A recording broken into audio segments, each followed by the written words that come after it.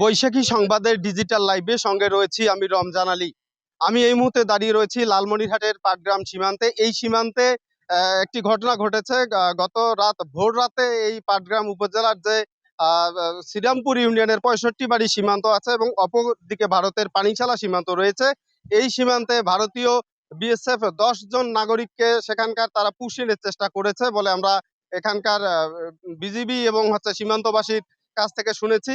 এখন পর্যন্ত এই সীমান্তে বিজিবির সাথে বাংলাদেশিরাও রয়েছেন যাতে পুশিন হতে না পারে। পাশাপাশি অপরদিকে ওই পুশিনের ব্যক্তিরাও কিন্তু সেখানে প্রখর রোদের মধ্যে তারা বসে রয়েছেন এবং বিএসএফ সদস্যরাও কিন্তু রয়েছেন।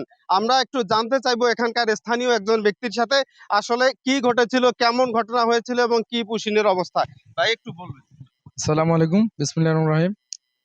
আনুমানিক আজকে গত যে রাতটা গেল, আনুমানিক 3:45টার দিকে ইন্ডিয়া থেকে ইন্ডিয়ান বিএসএফ অবৈধভাবে ইন্ডিয়ান নাগরিককে বাংলাদেশে পুশিং করার সময় আমাদের স্থানীয় কিছু লোকজন দেখার পরে 65 বাড়ি বিজিবি টহল দল যে ছিল তাদেরকে অবগত করা হয়।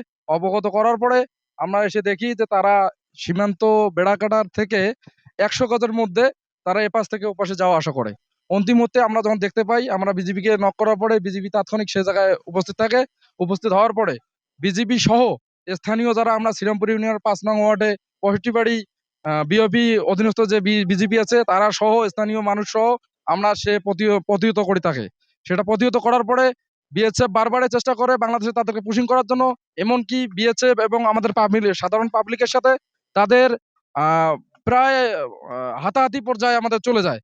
তাৎক্ষণিকভাবে বিএসএফ আমাদের উপস্থিতি টের পেয়ে আমাদের মান সেটা দেখে তারা পিছু হটতে বাধ্য হয়। এই ছিল আমার কাছে পুশিনের লালমনিরহাটের পাটগ্রাম উপজেলার পুশিনের সর্বশেষ তথ্য।